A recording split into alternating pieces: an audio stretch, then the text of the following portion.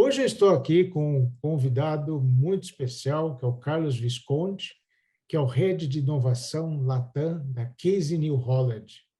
A CNH Industrial é uma multinacional italiana que atua na fabricação de equipamentos de construção, como tratores e escavadeiras, e agrícolas, como colheitadeiras e tratores agrícolas.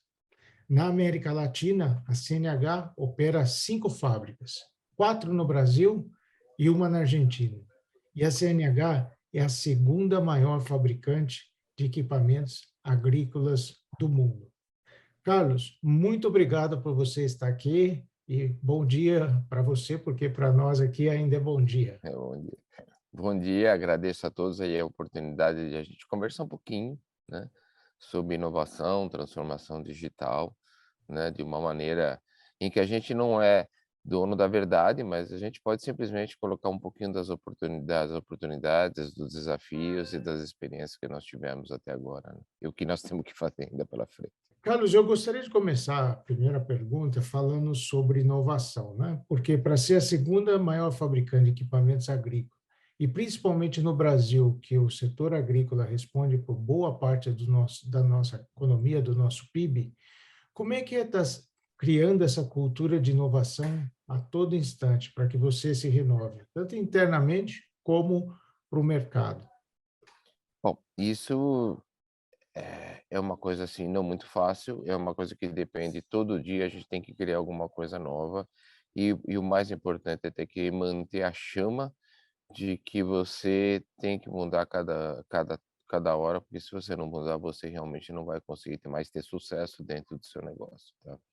Então, hoje em dia, o que que a gente tem como uma cultura de inovação, que é a coisa mais importante? Nós percebemos durante um certo tempo, a gente sempre foi muito bom de inovação de produto, né, mas que a gente sabe que o mundo está mudando, então a gente chegou a uma conclusão e depois de um certo momento que a gente tinha que investir muito mais em cultura da inovação do que realmente olhar por alguma coisa em parte de processo ou em parte de produto. Então, o que que a gente faz hoje em dia? Primeiro, a gente tem uma área de comunicação interna muito forte, em que a gente divulga tudo essas questões realmente de inovação. E aí depois você tem uma parte que você tem dentro do próprio o C-level aqui dentro da América Latina, de tempos em tempos eles têm reuniões em que eles enfocam muito essa questão da inovação, e para os colaboradores em si, a gente tem coisas como a Semana da Inovação, onde a gente realmente vai cada ano buscar um tema diferente e começa a atingir a todos os funcionários, mostrando para eles que é realmente necessário ter inovação. E aí, a gente tem outros programas corriqueiros, normalmente, né, durante o ano, que a gente pode depois começar a citar, como Customer Experience, um projeto de geração de ideia, projeto de patentes, projeto de Data League que a gente está fazendo, e algumas outras, tipo assim, alguns outros casos de inovação aberta, como hubs de inovação que a gente tem hoje participado, como no Cubo e no Pulse. Carlos, eu queria voltar no ponto sobre dados, né? Porque uma grande dificuldade das empresas é entender como gerar dados e como esses dados podem gerar insights para a organização. E é o que me parece, a CNH, vocês fazem um trabalho excelente, porque você citou durante a entrevista que você, inclusive, pega dados do próprio cliente, que a gente não tem todos os dados. Isso. Conta um pouco para mim como é que é criar essa cultura data-driven para que esses dados, tanto gerados internamente na CNH, tanto vindo do cliente, primeiro, como vocês criaram essa base, segundo, como é que você cria uma cultura data-driven para que toda a organização consiga entender que dados são importantes. É. Vamos dividir isso aqui em duas partes no nosso caso, tá? A parte externa e a parte interna, né? A parte externa, você realmente teve que começar a colher dados, porque você começou a entrar dentro da questão da agricultura de precisão, que é você ter que ter mais dados possíveis, né, para o cliente, né, de tal maneira em que ele consiga ter uma maior eficiência na operação agrícola dele, e também um dia, né, você já ter ele todos esses dados condensados, não somente da própria máquina, mas vamos supor, dados meteorológicos, dados do tipo de variedade, do tipo de problemas de ervas daninhas, alguma outra coisa assim semelhante. Então, esses dados, a gente depois de muito tempo, o pessoal que trabalhou no campo e trabalha diretamente com esse desenvolvimento, viu o quanto que isso é necessário. Quer dizer, sem você ter esses dados, você não consegue aplicar uma inteligência artificial, e aí você não consegue melhorar a eficiência, no nosso caso da máquina, e trazer o melhor benefício para o cliente. Então, essa primeira parte foi a parte externa, né. Então essa ele acabou vindo automaticamente, tá, Ricardo? Ela teve que vir necessário. O que foi e é a parte que nós estamos trabalhando mais difícil é, poxa, a gente tem os dados externos, mas o que que a gente faz com esses dados externos para trazer para dentro da companhia? Porque é isso que nós começamos a perceber de um certo tempo, poxa, nós temos uma quantidade enorme de dados, mas aí a gente ainda continua trabalhando de uma maneira, não usufruindo desses dados, tá. Então, de novo, aí como é que nós começamos com esse trabalho de novo, tá, veio alguns grupos dentro da CNH, aí teve um grupo de Business Intelligence, teve um outro grupo de agricultura de precisão e teve o nosso grupo aqui de inovação. Eles começaram a gente começou a discutir muito a respeito, poxa, de como fazer com esses dados, o que fazer com esses dados e como mostrar e introduzir essa cultura para dentro da empresa. Então nós começamos aí, através da nossa comunicação interna e principalmente da nossa semana da inovação, a mostrar o quanto que era a importância de dados para todos os nossos funcionários. E aí foi criado um programa que a gente chama de Data League, né. Então o que que acabou acontecendo? A gente, foi percebido foi criado um comitê, né, e os comitês aqui, eu sou bem sincero de falar, o comitê aqui não é nada centralizador, o comitê é totalmente descentralizador, ele é um facilitador, a gente não tem ideia de controlar nada, mas foram eleitos alguns embaixadores, tá, que a gente chama aqui de data heroes, né, que são pessoas que têm vontade de trabalhar com dado em várias áreas da empresa. Então eles foram treinados e agora eles estão começando a aplicar todo esse conhecimento que eles já tinham e que eles adquiriram mais, e pegando todos os dados da empresa, né, disponíveis, e começando a tratar esses dados para gerar um benefício bem maior para a gente. Então, esse é o trabalho todo que está começando a ser feito. Então, toda vez dentro da CNH, você vai ver depois, se a gente quiser discutir, ou todos os nossos programas, nós temos embaixadores em cada área, tá? E esses embaixadores, eles são os responsáveis para disseminar a cultura, seja ele a cultura de inovação, seja ele a cultura de dados e assim por diante. Pegar um gancho dos 4 pilares alinhados à inovação dentro da CNH. Me corrija se eu estiver errado, mas fala sobre sustentabilidade, Sim, diversidade, inclusão e customer experience. sim.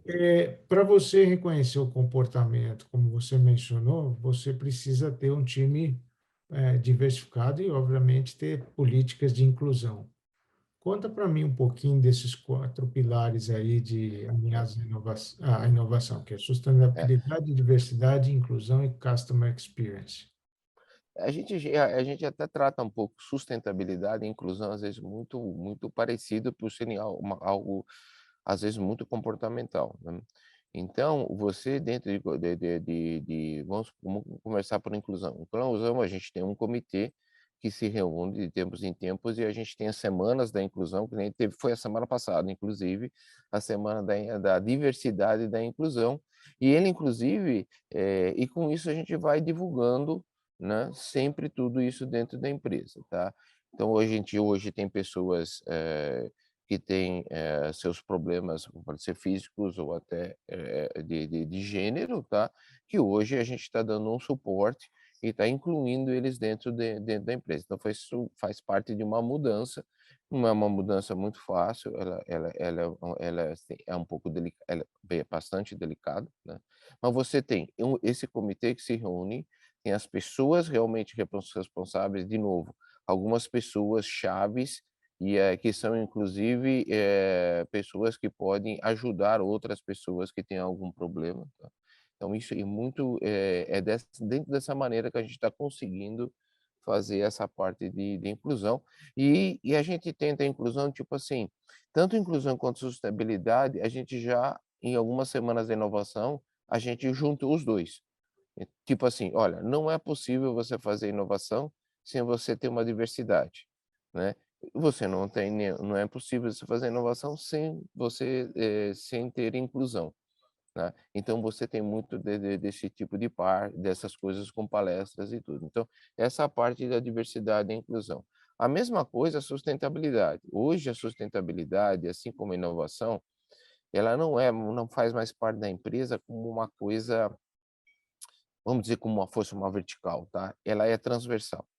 Então qualquer coisa que você for fazer hoje dentro da empresa, logicamente, você precisa fazer inovação para aumentar a produtividade com sustentabilidade. Então, toda essa parte de desenvolvimento de produto, mesmo dentro da empresa, ela tem que ter sempre um viés de sustentabilidade. Esse é um direcionamento da empresa. Então, você tem aí, muita coisa com combustíveis alternativos, a gente até comentou aqui que é uma questão de um pilar, né, em que você tem que sempre basear com isso, além de outras coisas sociais e tudo que a própria empresa tem, né.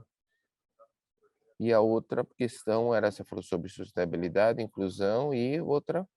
A Customer Experience. Então, Customer Experience é um programa extremamente forte dentro da Senegal. Ela começou em 2017 e por 2 anos foi simplesmente trabalhada a cultura, do cliente. Seja ela do cliente externo, seja ela do cliente interno. Então, logicamente, como todas as empresas, a gente sempre é muito focado em processos, né, e nunca realmente focado no cliente. Então esse programa começou em 2017 e hoje, tá, ele está bem difundido dentro da empresa, aonde o cliente é sempre o centro da atenção, o foco é sempre o cliente, tá. Aí, o que foram criados? Foram criados embaixadores, de novo, você vai ver então que a gente sempre fala de embaixador, que a gente sempre tem embaixador ou pontos focais ou data heroes, são diferentes nomes para cada projeto, em que essas pessoas, elas têm que verificar em cada área delas, tá, elas verificam quais são as dores do cliente, seja ela um cliente externo, seja ela de um cliente interno, né. E aí realmente você tem que fazer tentar resolver esse problema. Então essas pessoas, através de um método agile e usando como ferramenta o design thinking ou o design sprint, dependendo da coisa, eles chegam até uma conclusão, tá. E aí nessa acabativa você acaba direcionando para como resolver esse problema, seja ele internamente ou através de uma questão de uma inovação aberta, né. Então hoje em dia tem muitos trabalhos de inovação aberta, né, sendo feitos com algumas startups, em que você põe a relação direta até com o cliente externo, chatbots e uma série de outras coisas assim.